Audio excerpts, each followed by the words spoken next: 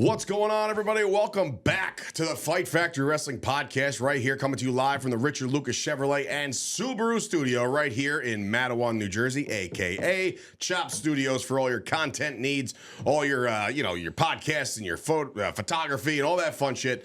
Come on down to the studio. Tell them I sent you because I'm the one who runs this place. But anyway, Dave Sturchio, apparently a new made man, Tommy D. But where the frick did you even get to watch? Gifts. Okay. We'll get into all of that. Hope everybody's doing well out there. Hope everybody's enjoyed No Thanksgiving from the From the Starland Ballroom in Sayreville, New Jersey. We had a fantastic crowd. I'm very happy with the turnout. Chris Payne is busy licking his wounds. I don't know. Chris Payne is... He's caught up. He's coaching his kids' curling championship this weekend in fucking Canada. Shout out to Chase, one of the greatest kid athletes I've ever seen. And just ask Payne, he'll tell you. Yeah. No. At length. Listen, I've seen clips. It's not like he's full of shit. You know what I mean? I've seen clips of the fucking Patriots winning too. But what does that tell you? So anyway, and of course Tommy Tequila's out there, just doing his thing. But shout out to Tommy Tequila. He had his moment in the sun on Saturday night at No Thanksgiving as well. Very happy for him to be a part of all this. Happy for this guy to not be a part of all this anymore. What do you mean? Well, I got the resignation letter, brother. For somebody who's in business, the number one thing that you didn't do was look for a signature. Oh, I saw the signature. There's no signature. Sleight of hand, brother. Sleight of hand. Don't tell me, bro. You were so worried about that piece of paper that you didn't see what was going on in the back end. It was beautiful. It was so well orchestrated. Yeah, great. Anyway, so like I said, thank you to everybody who came out and watched and bought a ticket and just participated and the help that showed up for the ring. I can't thank all these guys enough. Jay Vogel doing double duty, doing promo shots in the back. Doing ringside photography. You're the man, Jay. You're probably the best of the best, honestly, out there hustling. He was happy to finally get the chance to actually do that at one of our shows because you can't do it at the beach. Right. And what would have been the point doing it in Staten Island? Was he even there in Staten Island? He was not there in Staten Island. Yeah. Yeah. So this was the first chance. Neither was anybody else. Yeah, exactly. So, apparently, we turned into the Cleveland Indians real quick. Yeah, right. If you need a new proctologist, just head on over to left field. No, but we had Jay was a hustler. He did his thing, and then I can't say enough about GPW. Their production company is top notch, man. They're professional. They're fun. They're easy to work with. And the show looks amazing. You will be able to see the show very soon. We're still kind of sifting through to make sure we want to know how to, view the show. We sent the show to all the boys, which, by the way, if you're a promoter, send the fucking matches to the wrestlers. Yeah. Like, it's not like, oh, you're going to pay for it. No, just it's their work. They busted their ass for you. Give them their match. Anyway, which we did. I sent out, 18 messages for all the talent that was booked. Here's your spot. Here's your match, blah, blah, blah. Actually, I sent them the whole card. So they got to see everything if they really wanted to. But yeah, GPW, they brought a jib cam, which was some of the coolest angles on the show. Just got the real whole look and feel of the entire Starland Ballroom between the stage and the ring and the lighting. And speaking of the lighting, Ray's lighting, my God, you made us look. Yeah, that entrance was. You made us gorgeous. Look like WrestleMania, man. It really did enhance the show, and I have to give a shout out to him. He is very hardworking. He is very affordable. So if you're running a show, you don't even have to be a wrestling show. It could be a concert, could be a party, whatever. Just go contact Ray's Lighting. Was he by himself? He was by himself. He was the last one in the building. We were all leaving, and he was still taking down the entrance. Yeah. I kind of felt bad, but at the same time, you got to flex your ownership a little bit and say, good night. I had to book it to the airport the next morning. Listen, so it did feel nice not to have to lug a bunch of shit and set a bunch of shit up. Yeah, I mean, look, it comes with the territory. First of all, you haven't paid a goddamn due in your life. So other than the War on the Shore 1 and 2. That's enough fucking dues from... What's his name? You better pause on that one. Wait, what's his name? Some people will murder you for that. Oh, my God. Chad was like, that fucking setup sucks. Up the stairs, down the stairs, in the sand. It does. And look, and I'll just call it how it is. This show was, according to me, Tommy Payne, Tommy Tequila, everybody involved, this was our best show. Oh, yeah. From production to lighting to the matches to the flow. Guys, it was a 2 hour and 15-minute show. That's how wrestling should be. You want to go 3 hours? I understand. Bigger events, I get it. But Jesus, when that final bell rang and Kevin Keenan looked at me and goes, 9:15, guys? And I said, we did it. You know, like we rolled through the way we structured matches. But you can even make a 3-hour show feel like that because it was just nonstop action. We didn't have, and I'm so glad that we got rid of the intermission. I don't ever want to go back to that. I mean, listen. I get it. For independent wrestling, it's another chance for the boys to sell their stuff, the girls to sell their stuff. But what I took notice to, and again, I don't understand it. If Matt Cardona was there and he saw this, I know Big Ben Bishop was there and he saw this. None of y'all set up shop to sell your merch. The only one was Lena.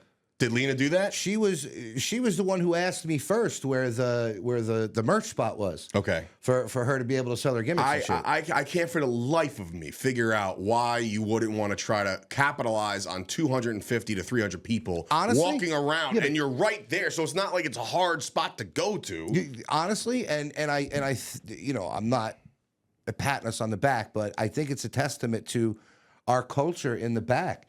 They all enjoy being with each other. Sure, I get that. And that's really what it was because, in the we had the 2 locker rooms. They had the TVs in the locker room, so they're all watching everything as it's going on. Nobody left up there. Yeah, I know. And also, as we're, kind of giving the thanks and the kudos, special shout out to Josh and his entire team at the Stunner. Those guys busted their ass. They had some fantastic content. We realized yesterday I know they did a bunch of interviews. They were in the kickoff show, and then they did interviews in our office, which Payne said in hindsight, he's like, I wish we didn't agree to that. Yeah. Because it's like we really got kicked out of our own locker room. But at the same time, the content that those guys were able to get out of that, interviews with the who's who of the roster, and 2 days ago or yesterday, they posted their interview with Emily J, and it collabed with, I forget the name of it, Loudwire or Daily Loud or something like that, who has like millions of followers. And now Fight Factory's brand is out there cross-promoting with Stunner. And like everything the Stunner asked to do, we let happen. And it was to everybody's benefit. And I loved it. Yeah. I loved their coverage. Everything was cool. We got to go into the ring, hang out with them for a little while, answer some questions. But yeah, so from top to bottom, the production value of the show, and again, I'm not trying to be like, we're the best, but like, they came up to us at the end of the night. And again, I'm not trying to slight or try to, poke fun at anybody else who ever ran there, but they're saying top to bottom, start to finish, this was the best wrestling show they've ever put on or ever had. I think it was just easy for them. It really was. We took care of everything, right? And like we said, hey, production's over here. Hey, commentary's over here. Hey, sound guy over here. Hey, lighting guy over here. There was nobody getting in the way of anybody. We just did our thing, put on the show. The matches, we'll get into them in a second, but like they were just top notch from top to bottom. Even the kickoff show with Jay the Key, your new paisan, Jay the Key and Fox Vineyard, they crushed it. They were given, I think we gave them like 10 minutes to do their thing, and they told a story within the story. And it's hard when you throw matches together, a la like AEW every week, but like when you throw a match together and there's no real story behind it, no meat and potatoes to really invest in. They never worked together before. And they never worked together before. So it was like, let's see what they can do. And they both delivered. And they both will be at our next event because that's what we wanted to do. We wanted to see if these guys can go.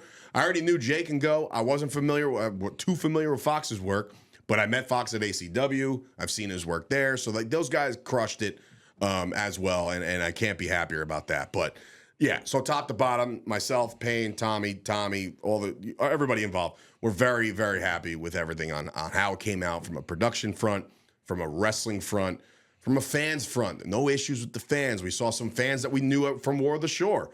We saw some new fans. We saw fatheads. We saw massive flags with Jordan Oliver's face on it. Like there was a lot of cool people invested in this show, and I can't, like, I'm just recapping it now in my head because after that show, I was boarding a flight, going to Vegas, enjoying that. Like, I really wasn't able to really decompress. Just fucking rub it in even more.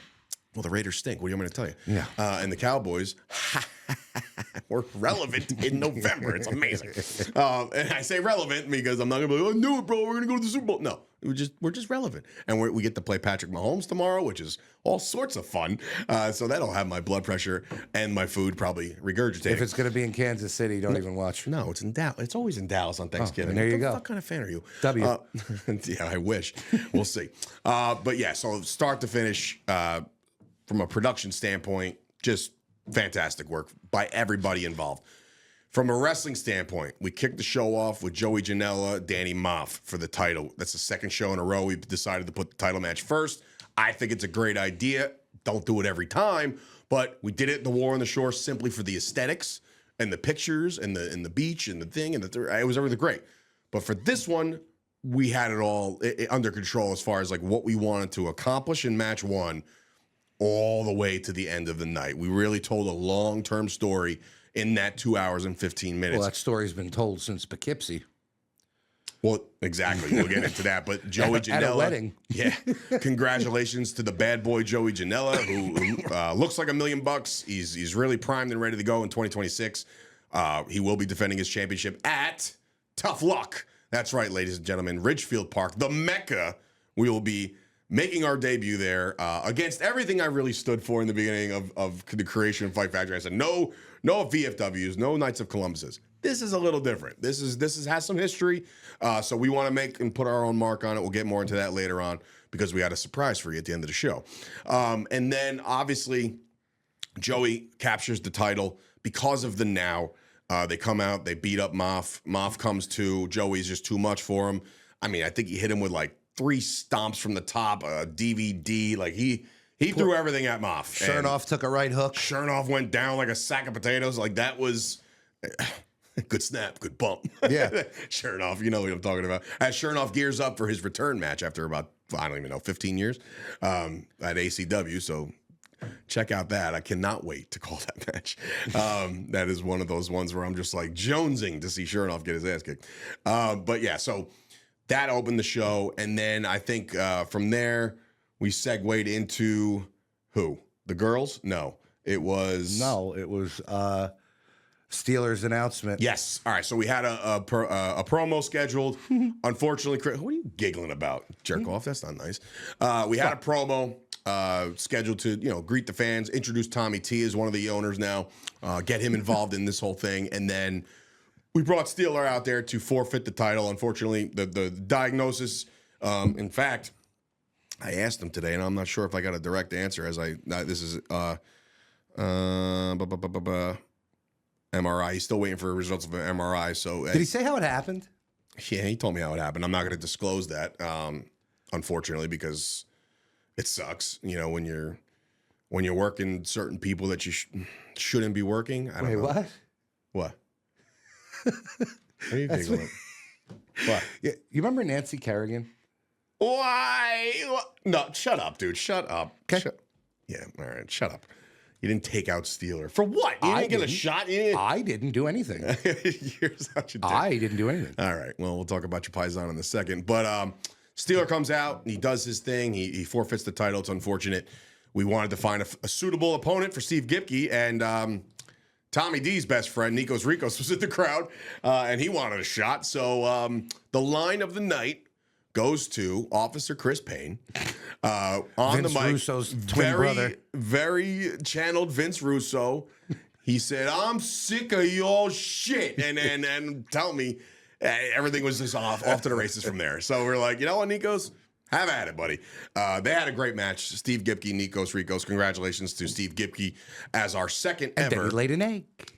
Laid an egg. Nikos. Okios. He ended up looking like Greek yogurt splattered on the fucking sidewalk after that match. Okios.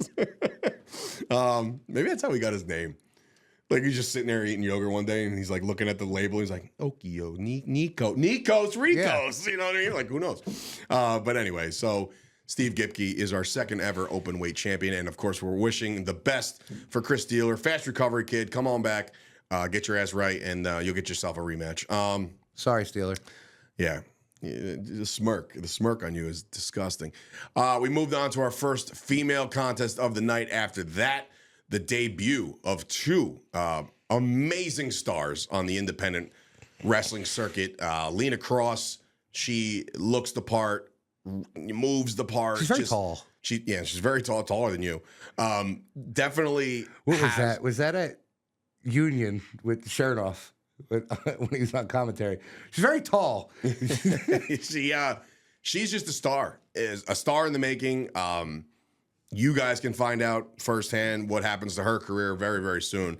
We're very excited for her, and I think that she's a gem. And her opponent, I wasn't familiar with the work of Emily J. I was not. I saw a couple things online, and I just see her, promoted from place to place, and I think it was GPW Frank, Big Lions fan Frank. That's how I refer to him. He's the one who told me you should really look into this. She's very popular, can go, and we're the land of opportunity, I guess, for Fight Factory, and we gave her a shot, and she crushed. She absolutely crushed. I think she did a very, very good job. Sold her ass off, man. Some of the moves that Lena was hitting, and the reactions of what Emily was delivering, I'm like, everything looked like it hurt, like a lot. And it very well could have. Yeah, that's very true too. But because think back to Lena's the first match I saw of Lena with Frost at WrestlePro had me like, ooh.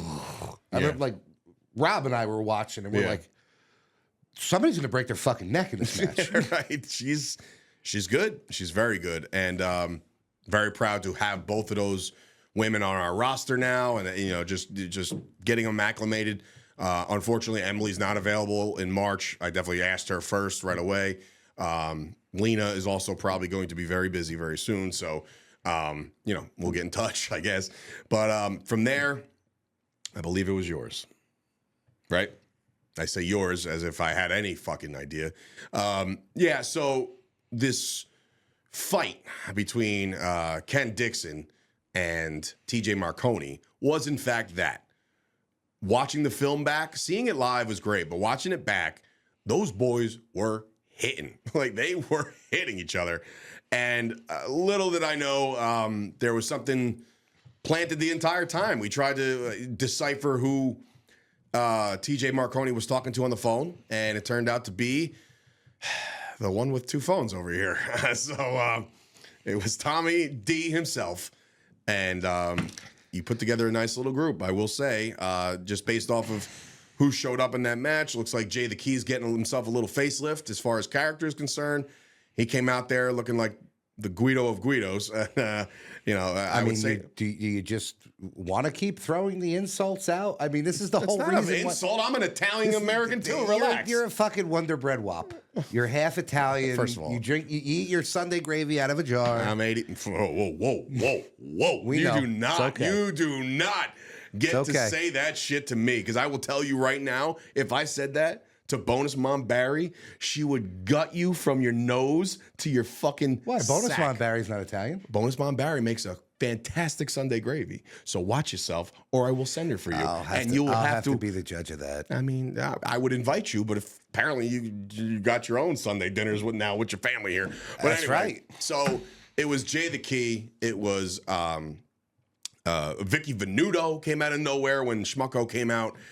He comes out with Vicky. Vicky looked like $1 million, and of course, TJ Marconi gets the victory.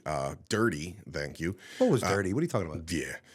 Gino Gotts. Now, I didn't see anything. Yeah, all right. All you guys, look, not everybody's a wise guy, okay? We all saw what happened. TJ Marconi used the chain, knocked Ken Dixon silly. You guys get the dub. You get on the mic, which I got to ask. Peel back that curtain, Tommy, because you're so used to War on the Shore 1, 2. You're out there kissing babies. Hey, thank you so much for being here. I love everybody. There was a thunderous shut the fuck up chant to Tommy D. How did that make you feel there, Chubby? Honestly, the same way I feel working with you and the guy who's never fucking here. Whoa. Each week I get insulted by Timu Terry Silver and the world's largest vegetarian. Each week. So it felt like home. It really did. Well, at least listen, you're welcome. We primed you. Got you ready for thanks for the house. Get disrespect. We got you ready for disrespect. Thanks for the house. So, I got to tell you, though, the response has been amazing. And I'm getting these, like, the weird DMs from, like, fans, like, oh, you should have this guy in your group. And then they send me a picture, and it's insert your independent wrestler here with the cutoff shirt. Doing this? No. Have you really been getting inquiries? Nice. Yes. Very funny. I am a little insulted. I think Gino's going to insert himself without an invite. He's Gino.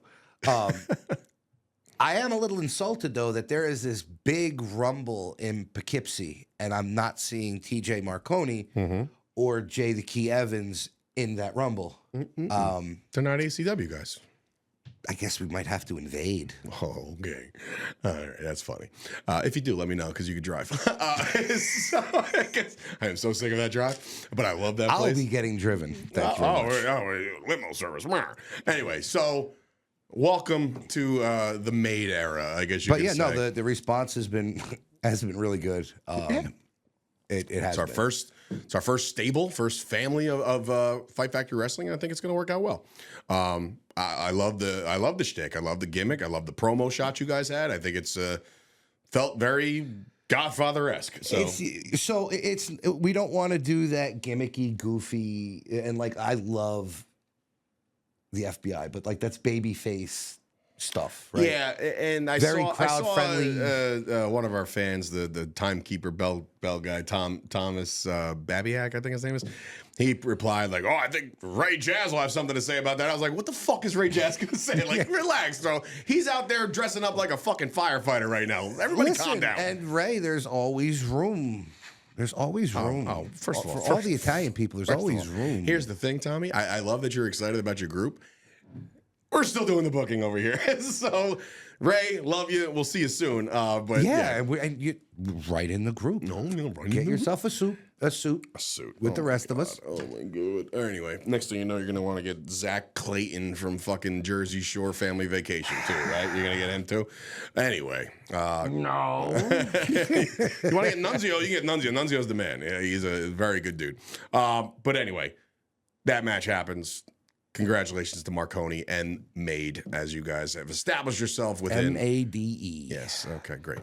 All right. After that, if I'm not mistaken, was... What does it matter after that? The rest of the night doesn't fucking matter. Well, you're a jerk. The rest of the night does not fucking matter. After that, I believe it was Marcus Mathers and Jordan Oliver. Holy balls. Yeah, I'm still catching my breath from watching those two guys. We knew, like, that's why it was booked. It wasn't booked as some blood feud. It was booked as... These guys are going to go out there and show you why they are everywhere. Show you why Marcus Mathers is training with the Nighthearts and Mathers the came Dungeon. straight to the show from the fucking airport. Yeah, no, he showed up. And Jordan Oliver, bro, if that's the new gimmick, the brain thing, I do like that. I think it works for you, but buddy, you are on the fast track to the super duper top. Because that dude can fucking go, man. That chop that he gave Mathers, shout out to Jay again, because he fucking snapped the shot at the point where his hand was on his chest, but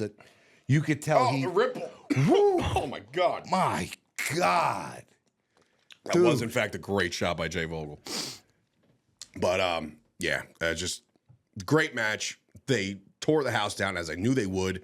Got a bunch of Fight Forever chants. Got a bunch of like both these guys chants, and that should be up for match of the year for 2025. I mean, look, whoever does the voting, or if Rob Williams is out there doing his B+ stuff, like, bro, I told Rob that. I told Rob as he put out some Facebook thing weeks ago.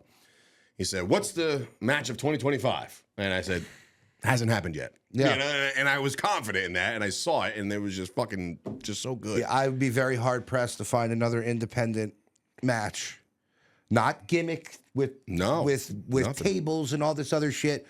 Just two guys actually putting psychology into it on top of just being spot monkeys, because it wasn't that type of match. It really was. It was an actual wrestling match. And again, this is another one that I'm going to say for Joey Janela, because he gets a lot of flack, right? Because of a lot of the gimmicky matches that he does. The dude can wrestle. Yeah, well. When he's with us, he wrestles, and they're excellent matches. So I think the judgment needs to stop. I haven't really seen too much critique lately on Janela as far as like deathmatch or whatever else, because I came up with Joey. There was no deathmatch stuff until he was thrown off a fucking building. You know what I mean? Like, and then all of a sudden, the world's like, what the fuck? You know, but like for me, I always knew Joey as Starman, who, you know, that was gimmicked. But like anytime I watched him wrestle, I'm like, this fucking kid's good. You know what I mean? Think about it. He's what Jordan Oliver is right now as Jordan makes his emergence onto the scene. But yeah, that match was unbelievable. Jordan Oliver, congratulations, gets the victory over Marcus Mathers. So that was cool. And then we moved on to our women's premier championship match. We also forgot Big Ben. Oh, I'm so sorry. And oh shit! And How can TJ. how the fuck I that forget was a that really one? good match. That was, and that might have been before Jordan Oliver, but whatever. Anyway, that match was thrown together within the week's time because, again, Santana and his issues and couldn't get him on the show. So we had, I spoke to TJ Crawford, and I told him, I said, look, man, this is what we're thinking, right? And I gave him this image in my head. The image in my head was Michaels Diesel WrestleMania 11. Mm-hmm. The baby face is the big guy. The heel is the little guy trying to get away, but still the maneuvers he was able to pull off was just fantastic. And again, say what you will about Ben. He's had tryouts. He's had chances. I don't know what's missing. Honestly, I don't know what's missing. If I had to put my finger on it, he is a big man. And I'm not sure, like both companies, WWE in particular, I don't think they have, just off the top of my head, I know they have Obi, what's his name? Obafemi? Obafemi. Yeah, he ain't 7 foot. But he's big as shit. He's one of their big men, right? Yeah. And then you look around the roster and I'm like, who's their big man? Who's their Kevin Nash? It was Omos. I don't know what he's doing. But like, but in reality, Ben is perfect for that. Yeah. And I don't know if he painted himself into a corner with the basically poking fun at the independent wrestling or any wrestling in his shtick, but I find that hilarious, right? Yeah. So I don't know if anybody can look at that and say like, well, and Kevin this Nash piece of himself told him, keep doing what you're doing because you kill me every time. Yeah, it's funny. Did you see his promo? What do you think I said it like that for? Just keep doing what you're doing, man. But what are you doing? Just doing what I do. Kevin Nash said he loves his shtick. Obviously, Jeff Jarrett loved him because he pulled him from our knuckle brawl event. But yeah, I mean, and TJ, I can't say enough about TJ. TJ actually came in hurt. He told me that. He's like, you got a hamstring issue that was lingering, and he's like, I'm not sure of how much I can do, right? And I said, bro, just do you, right? And he went above and beyond. That dude is such a good cowardly heel, but knows he can go, right? Like he can call his shots. It's really, really great to see a guy like TJ do that because I saw him when he was a lost puppy with the beach bums, right? And I still can't believe that that's him. For some odd reason on Facebook, I followed them all those years ago, and I have no idea why. Yeah, no, and again, fun gimmick for the time, but that was just holding this kid back. You know what I mean? And then finally he breaks away from that, and he has matches with Bowens and Moff, and like all of a sudden we're all just raising our eyebrows, like, whoa, like we didn't, we thought this guy was like Surfing USA and that was it. This dude is going to turn out to be another star that we're grateful that we had him now because one day he probably won't be obtainable. And him and Ben absolutely slaughtered it, and I loved it. I love the Silver Sniper gimmick. Yeah, it's a great one. And even, I don't know if you watched the show back, but they have the crosshairs in the entrance, but GPW really does an incredible job with that. Yeah, I couldn't really watch at the time. Right. I was happy to be able to watch it back. Yeah, he was popping champagne in the back. But I was. Yeah, so great match between them.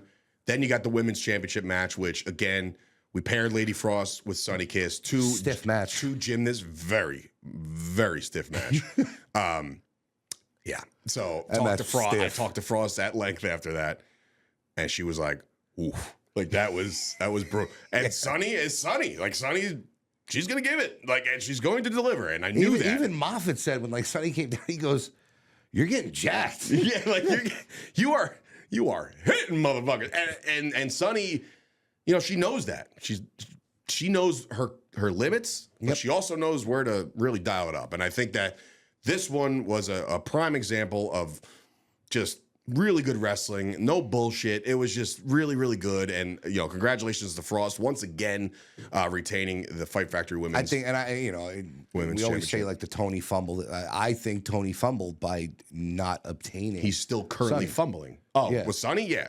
But he's also currently still fumbling with Frost. You know, like Frost won't tell you that. She's a good soldier. She's going to go work her things. She got to work with us. She then bled her ass off over at WrestlePro in a hardcore match. Like, so she's getting to fulfill that craving of you know, getting to run spots. I don't know, winning matches, right? So shit like that. Like she doesn't get to embrace that. So shit anywhere else. Last night, I had my phone on the kitchen table, and I had Facebook open, and the first post was of Frost, like showing herself with the crimson mask, and Adriana was sitting at the table.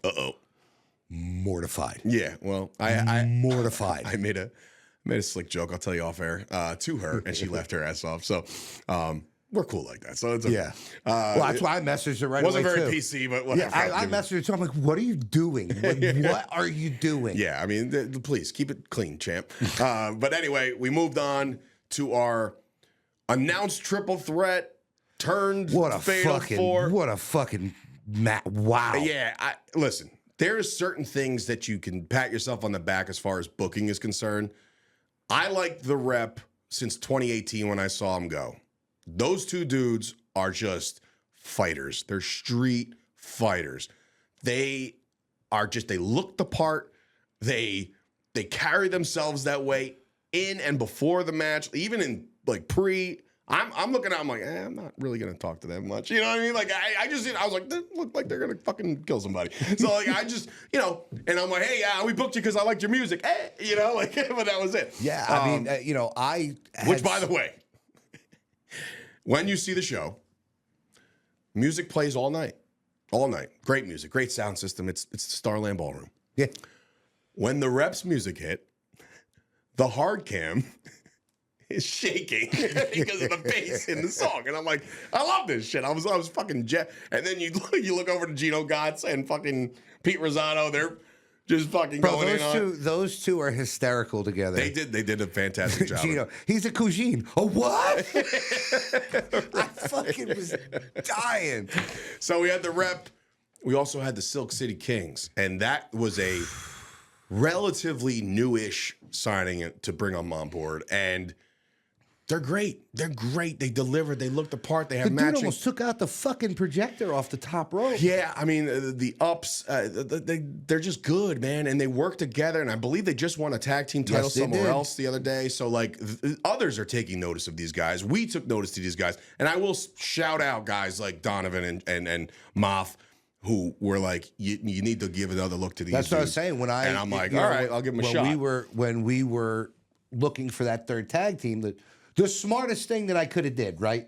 First, I talked to Chernoff, and he had mentioned the other guys that they had worked with. I'm like, I'm just going to go right to Dips and Moff. Moff didn't answer the phone at that point, so Dipsy answered, and that was the first name that he threw out. 15 minutes after that, Moff sends me a text message, Silk City Kings. Yeah. He goes, these are the kids to book, and according they're your future. According to it's one of those days. According to the big man from GPW, I just mentioned his name before. I'm drawing a blank. Lions fan. Yeah, the Lions fan. Well, I don't know why. I'm just whatever. Anyway, I'm tired. You know what it is? It's your you know what it is? It's your Ken Dixon beard. My Ken Dixon growing in. Beard. It's starting to trend it today, dude. Bro, yesterday you couldn't hear me on the call. I'm like, you look like fucking Ken Dixon. No, yeah, it was bushier and longer yesterday. But anyway, so but at least you were upright. I was told, I believe Kenny was like D1 safety football player. And he said this dude used to like be the Ray Lewis of the team, like would just drop dudes. So he's an athlete right away. And if I'm crossing him up, I'm sorry. But like, I'm just saying, one of them was a former D1 football player who played like semi-pro football too. But yeah, those guys were great. And of course, the Now have been ACW royalty since it started, right? And they're in this. They brought their ACW tag team titles out. They were introduced as ACW tag team champions. I wanted that. I love the relationship that we're, kind of currently kicking around with. And then of course the match happens. Fantastic spots. A couple things where I was like, just like really not cringy, but just like, oh man, or how they not Like dead? that hurt? Yeah, Like the spot with the rep where they threw them both into each other? That I thought they were going to kill him, and almost did. And then, like I said, the eliminations were happening. The rep get bounced first, and then the Now take out the Silk City Kings. Now, what nobody really understood was that this was supposed to be a Fatal Four Corners tag team elimination match. Somebody went out there and put pen to paper right before the match began. That genius, his name is Josh Chernoff. And from what we gathered all day, Moff was there for his championship match. That's all we saw, right? And that's all I saw throughout the whole day. And, they come out, it's just Moff and Chernoff, and they're looking at the ring, and Chernoff is cutting his promo, and he's telling them, like, look, there's two of you, there's two of us. And then the Now started to giggle. Well, I thought he was going in because he had the shirt unbuttoned. Yeah, I mean, he looked like he was ready to rock and roll. Then you hear the chord of that song, and out comes Sean Donovan, fresh off the street, like looking like a picnic table, button down, right? Rips the shirt off. He goes in there. Now, this is the coolest part about what we have going on here. In Poughkeepsie, New York, Sean Donovan, Danny Moff, Josh Chernoff are the most hated people in the town. There's nobody that generates more heat than those two guys. Three guys. Didn't Moff almost have to beat the shit out of somebody? Yeah, for somebody fucking tried to pull Moff into the crowd, and Moff almost murked somebody. But here's the thing. And the Now there in Poughkeepsie are the darlings. They're loved, appreciated, worshipped, merch out the ass. Like, it's just a great thing. What we saw transpire at the Starland Ballroom was like, it felt like, and this is something that I brought up in the past, it felt like this was Bret Hart wrestling anywhere but Canada. You know what I mean? Like, it felt like they came into our house, our territory, and Sent to Slaughter were the ones getting the cheers, and the Now are getting the boos. And like, it was just a weird dynamic watching this all unfold. And then ultimately, when Sent to Slaughter wins the match, I'm like, this place is going bonkers for these guys. Yeah. And it was fantastic to see. And, it's the anti-hero effect. It really is. It was like a stone cold. And I think it really catapulted for Moff with that match with Latimer. Yeah. Honestly, because that beach was all for Moff. That was pro Moff, yeah. And I think that Latimer's babyface. Well, right. And I think, like I said, I think the way this one shook out and played out, Sent to Slaughter are your first ever Fight Factory Wrestling Tag Team Champions. The belts we displayed yesterday on social media, great job by Payne to really, get the nooks and crannies of that thing. But just top to bottom, the way it went off the air, everything was just mint. I can't be more proud of everybody involved and everybody who had a part in it. And it's just, it's a testament to the work that we're putting into this behind the scenes. A lot of, there's so much shit that you guys don't see that goes into this. And it's not just booking talent, right? Because there's going to be talent that come in. Here's the thing, and I'll say this with confidence. In the 4 shows that we run, maybe one person, I'm not going to put them out there, like maybe one, possibly 2 people out of everybody we've booked have been unbelievable class acts. Easy to work with, easy in the locker room. Told them the deal, what we wanted. And that's the beautiful thing that Payne could attest to, too. I think that the difference with us is we have a vision of what we want the match to look like, feel like, and ultimately who goes and wins. But we give creative freedom to the talent, man. This is your stage. This is your blank canvas. Yeah. You guys do your thing. And everybody who's given that opportunity, which is why we only do 7 to 8 matches, because I want people to have a chance to work. Give them time. Yeah. Give them the time to work. Like the other day, no offense, WrestlePro put on a show, Very Nice, Very Evil or something like that with Danhausen. There was 12 fucking matches on the card. So I can only imagine there was a couple squashes, a couple longer ones, but that's a long card. And I think that if you're able to tell the story within 7 or 8 matches, That's the sweet spot to me. And again, everybody has their different flavor. I worked for Wrestle Pro forever, and I loved everything that they did. So, I mean, you know, the people that I knew that came to our show that go to independent wrestling shows a lot, the messages that I was getting as I was driving home was, dude, I love the pace of your shows. I can't believe it was like 2.5, not even 2.5 hours. We didn't even have time to breathe. Like there was, if you think about it, how you say you have the crowd up here, then you bring them back down.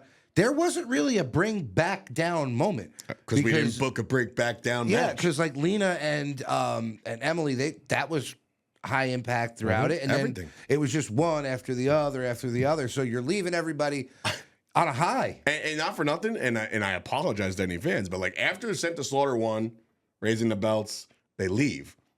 I feel like the fans were like, wait, Yeah, that's it? Like, wait, it's over? Like, they loved it, but like at the same time, they're like looking at the what? You know, like how are we? Yeah. This is great. Like they could go home and they could start their whole night over. there was at 9 o'clock. never a lull, and No, you it know, was great. and look, man, I bring up that MLW story a million times because the people that were there to experience that all felt the same way. Like, come on, man, there's 16 fucking matches. Like this started at 7 o'clock at night.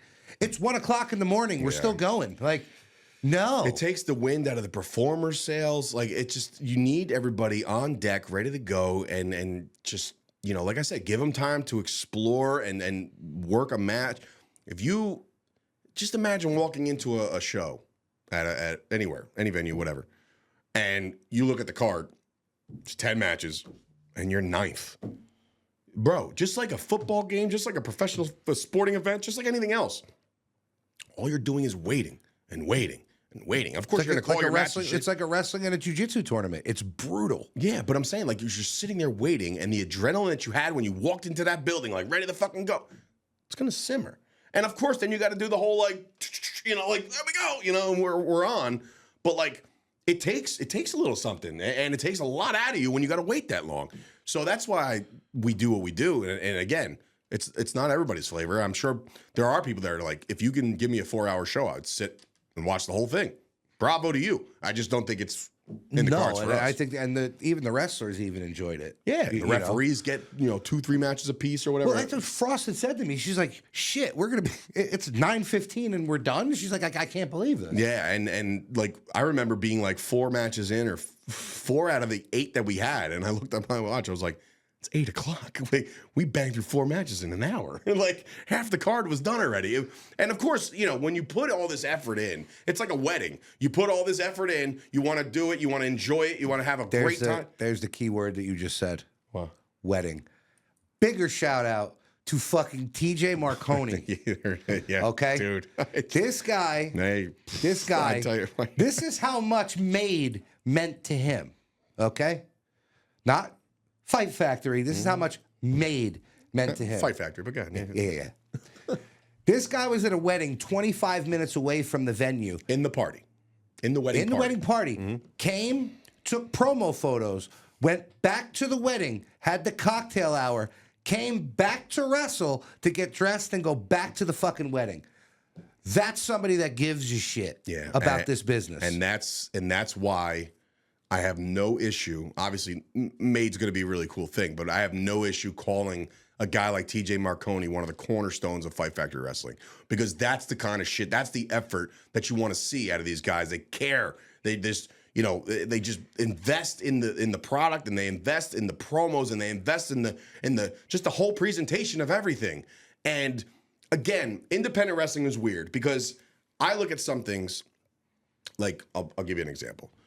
I personally don't like, I liked it at one point because it was cool to watch. I don't like that Steve Gipke is both. Steve Gipke has this, and then he's also Dark SDG. I mean, we talked about that with him here, too. And it was here, right. I don't like that because then you are a completely different entity somewhere else, when I think independent wrestling should be connected everywhere you go. TJ Marconi goes to every single promotion as TJ Marconi. He don't change it. He's like, no, I'm actually TJ Mangione at this point. He's himself everywhere.